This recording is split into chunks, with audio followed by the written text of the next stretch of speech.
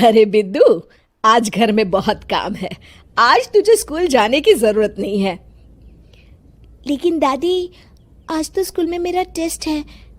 अरे एक दिन स्कूल नहीं जाएगी तो ऐसी कौन सी तेरी कलेक्टर की पढ़ाई छूट जाएगी। वैसे भी मैं देख रही हूँ आजकल तो बड़ी ढीठ हो गई है। अपनी दादी की बातें सुनकर बिंदु नाराज हो जाती है।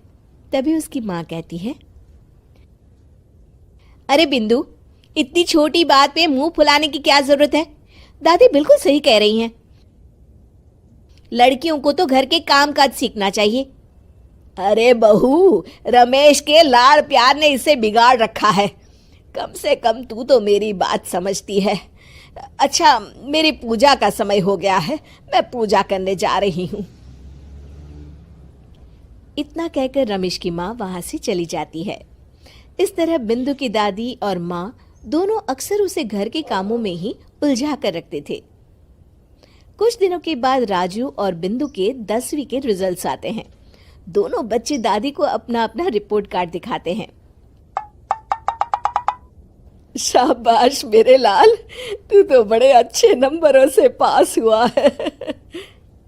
तभी बिंदु कहती है, दादी मैं भी अच्छे नंबरों से पास हुई हूँ। रमेश की माँ बिंदु को अनदेखा करते हुए कहती है, हाँ हाँ ठीक है, अभी यहाँ खड़ी क्या कर रही है, सुन लिया मैंने। जाकर मेरे लिए चाय बना कर लिया। बिंदु उदास होकर चाय बनाने किचन में चली जाती है। तभी राजू कहता है, दादी मैं क्रिकेट के कोचिंग सेंटर में एडमिशन लेना चाहता हूँ। अरे वाह राजू बेटा, ये तो तूने बड़ी अच्छी बात कही। तू कल ही अपना एडमिशन करा ले, जितनी भी फीस होगी मैं दे दूंगी। अरे एक दिन मेरा पोता विराट कोहली बनेगा। इस तरह अक्सर रमेश की माँ अपनी पोती बिंदु के साथ दुर्व्यवहार करती थी। कुछ दिनों के बाद रमेश की माँ और उसकी पत्नी दोनों सास बहू मिलकर राजू का एडमिशन अच्छे स्कूल में करवा देते हैं, लेकिन बिंदु का एडमिशन नहीं करवाते। इस बात से नाराज होकर बिंदु अपनी दादी से कहती है, लेकिन दादी मुझे भी आगे की पढ़ाई करनी है। अरे क्या करेगी आगे की पढ़ाई लिखाई करके, हैं? आज से ये पढ़ाई का भूत अपने दिमाग से उतार दे। इतना कहकर रमेश की माँ वहां से चली जाती है। उस दिन के बाद से बिंदु की पढ़ाई हमेशा के लिए छूट जाती है और उसकी दादी उससे घर के सारे काम करवाना शुरू कर देती है। इस तरह उसका सारा दिन घर के कामों में ही बीत जाता था। कुछ दिन बीत जाते हैं और एक दिन रमेश छुट्टियों पर घर आता है। बिंदु को घर के काम करते हुए देख उससे कहता है, अरे बिंदु बेटा, तुम स्कूल नहीं गई? पिताजी, दादी ने मेरा एडमिशन कराने से मना कर दिया है।